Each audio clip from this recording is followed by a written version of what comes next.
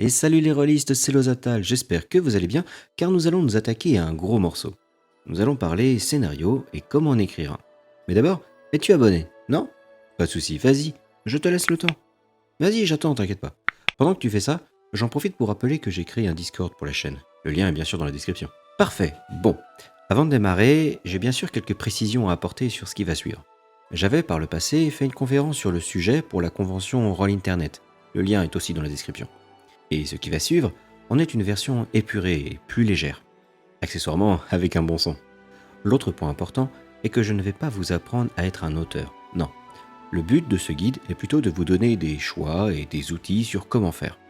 L'idée est qu'après avoir vu cette vidéo, vous vous disiez « Mais bien sûr, je peux écrire un scénario, c'est pas si dur finalement ». Car oui, une fois qu'on comprend, c'est presque comme remplir un formulaire. Bon, j'exagère peut-être, mais presque pas tant que ça en fait, vous allez voir. Quand vous écrivez un scénario, l'une des premières questions à se poser, c'est le type de scénario que vous voulez écrire. Est-ce que c'est un one-shot, donc un scénario qui ne dure qu'une séance, ou qui n'engage pas forcément de suite? La question a le mérite de se poser, car si vous partez sur un one-shot, cela signifie que vous devez répondre à toutes les questions au sein de celui-ci, et la fin n'est pas censée être ouverte. Bon, je précise bien « censé » entre parenthèses, car on peut décider d'en faire un pour tester, et ensuite partir sur une campagne. Dans le cinéma, Star Wars est un très bon exemple.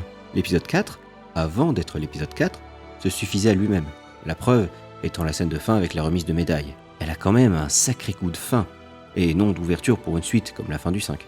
En parlant de suite justement, vous pourriez vouloir en faire une. L'avantage, c'est que normalement, l'introduction et les enjeux ont déjà été posés au scénario précédent. Ce qu'il vous reste à faire est donc d'écrire le parcours jusqu'à la prochaine résolution. Soit un nouveau problème qui s'insère dans un grand tout, et une résolution satisfaisante, qui apporte des réponses ou des éléments pour la grande résolution. Nous parlions d'introduction. C'est vrai qu'avant de faire une suite, il faut bien démarrer. Et la manière dont on va écrire une introduction est différente d'une suite. C'est ici qu'il faut poser les enjeux, établir les personnages, poser l'ambiance et l'univers. C'est très important, car c'est ce qui va donner le ton à toute la campagne. Après, si vous ratez votre introduction, vous pouvez toujours vous rattraper avec de bonnes suites. En tout cas, c'est à ce moment-là qu'il faudra donner votre maximum. Enfin, vous pourriez vouloir faire un interlude, un passage entre deux scénarios. Pour le préparer, il vaut mieux bien connaître l'univers que réfléchir à un fil rouge. Attention, car il ne faut pas confondre l'interlude avec un one-shot au sein d'une campagne. Car oui, c'est possible de faire ça. Non, au final, l'interlude c'est quelque chose de plus tranquille, où les joueurs et vous-même allez pouvoir prendre votre temps.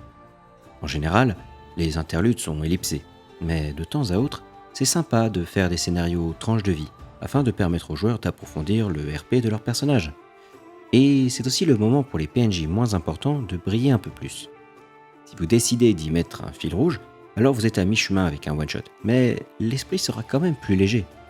Par exemple, dans The Witcher, si vous y avez joué, la quête de Jasquier, où on doit voir ses anciennes conquêtes, fait un très bon fil rouge. Une fois que vous avez décidé de ces grandes lignes, il faut commencer à réfléchir à la dimension de votre scénario. Alors, je ne parle pas d'épique ou autre, on y viendra. Non, là je parle de scénarios ouverts ou fermés, réactifs et non réactifs. Alors, vous allez voir, ce n'est vraiment pas compliqué. Un scénario ouvert, c'est les joueurs qui décident de ce qu'ils veulent faire, et vous construisez le monde autour de leurs actions. Là, l'important est de bien maîtriser l'univers et de préparer plusieurs accroches.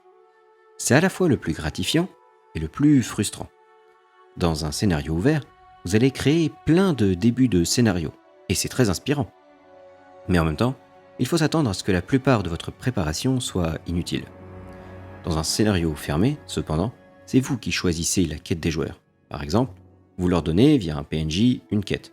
Ou alors, vous les mettez directement dans une situation où ils n'ont pas le choix. L'avantage, c'est que vous pouvez maîtriser le rythme et l'histoire. Mais le défaut, c'est que vos joueurs risquent de le ressentir. En anglais, c'est du railroad, et c'est souvent jugé comme négatif. Pourtant, ça a ses avantages. En réalité, le but d'un bon railroad est que les joueurs ne le sachent pas et ne se rendent pas compte. Ensuite, je parlais de réactif ou non. Ce que j'entends par là, c'est à quel point les joueurs ont un impact sur votre monde, et à quel point celui-ci prend en compte l'existence de vos joueurs. Alors, il ne s'agit pas là de faire réagir les gardes en cas de crime, non, ça c'est plutôt commun, mais plutôt de voir si le grand méchant va prendre des mesures directes et à l'encontre des joueurs, de savoir si les actes de vos joueurs vont modifier la géopolitique de votre univers, etc. Maintenant, pour la préparation, il reste une dernière chose à prendre en considération. le niveau de conscience des personnages et des joueurs. Concept flou de prime abord, c'est pourtant extrêmement important. Vous ne pouvez pas demander à des joueurs qui démarrent au niveau 5 et qui découvrent le jeu et l'univers la même chose qu'à un groupe de même niveau, mais qui a démarré au niveau 1. Pourquoi ? Eh bien, parce qu'en ayant franchi les niveaux dans le jeu, les joueurs ont fait plus que cela. Ils ont rencontré des PNJ, découvert des lieux, des secrets, etc. Ils sont plus capables et ont plus de ressources qu'un groupe de même niveau qui débarque. C'est pourquoi il est si important d'être conscient de ce point.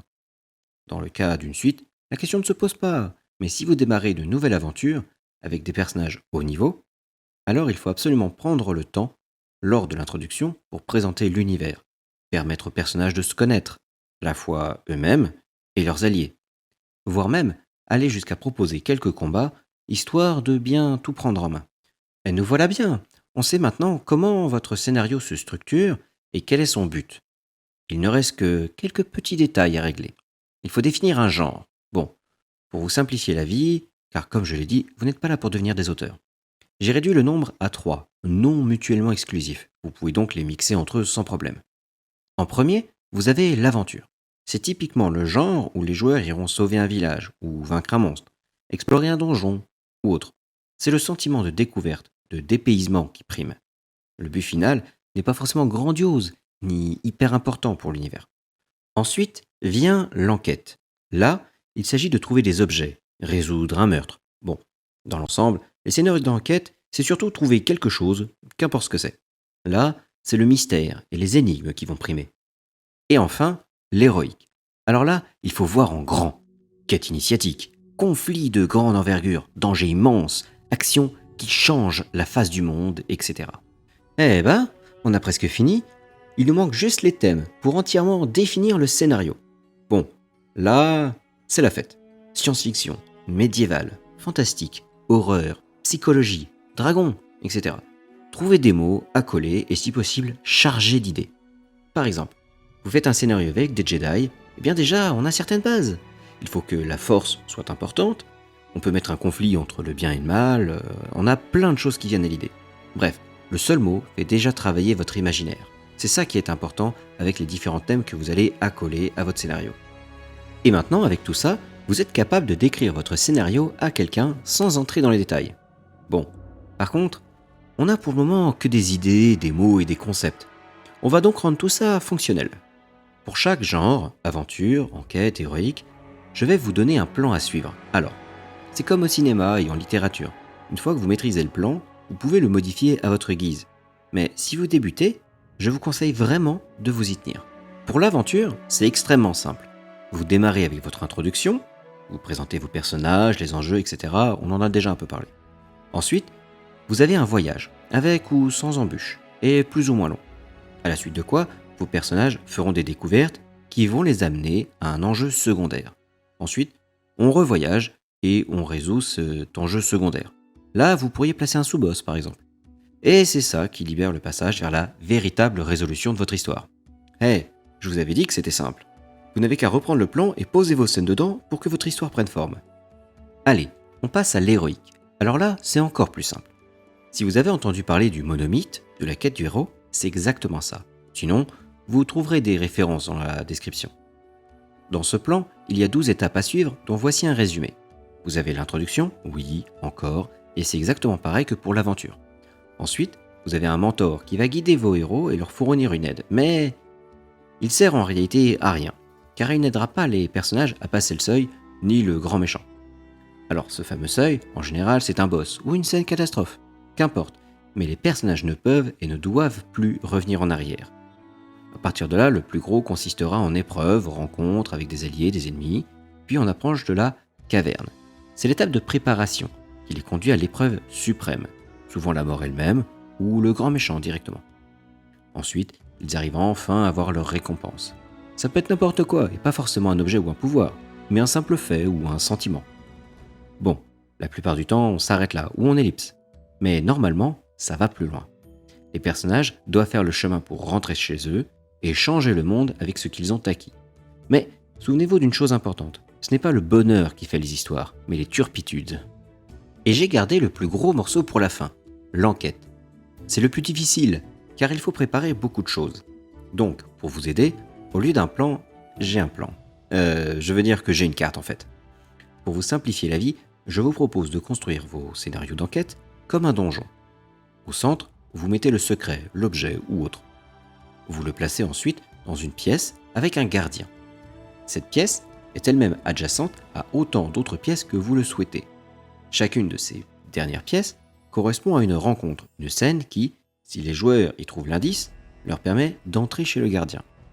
Ensuite, vos pièces que vous venez de créer sont elles-mêmes connectées à autant d'autres pièces que vous le voulez, suivant le même principe. Et vous faites ça autant que nécessaire. En général, j'aime bien partir sur 3 pièces autour du gardien, le tout sur 2 niveaux. Ça permet de faire une enquête assez courte, mais qui laisse quand même beaucoup de liberté aux joueurs. Pourquoi sont-ils libres ?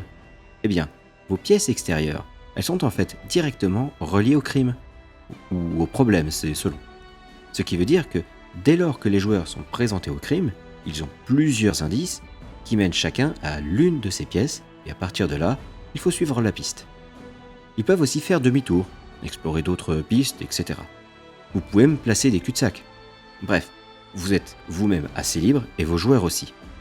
Car finalement, peu importe comment ils vont aborder la partie, vous aurez toujours bien préparé en amont. Par contre, comment faire s'ils galèrent trop ou se retrouvent bloqués ? Eh bien, à chaque pièce est associée une attaque qui s'active à votre guise et qui, si les joueurs en sortent victorieux, leur donne accès à une nouvelle pièce. Toutes ces attaques sont bien sûr déjà préparées par vous en amont et donc s'intégreront parfaitement au scénario et n'auront pas ce petit goût de Deus Ex Machina, quand bien même c'est un peu le cas. Waouh, vous voilà vraiment armé pour faire vos scénarios maintenant. Vous pouvez désormais facilement définir, structurer et faire le plan. Si vous avez l'occasion, je vous conseille vraiment de lire des livres, regarder des films ou tout autre média qui raconte des histoires et d'essayer de les découper en morceaux en utilisant ce que je vous ai montré pour en comprendre le fonctionnement et en récolter des idées que vous pourriez utiliser. N'oubliez pas de vous abonner si vous ne l'avez pas fait au début et de partager la vidéo, ça m'aide et ça aidera d'autres à se lancer et devenir maître du jeu. Allez, salut!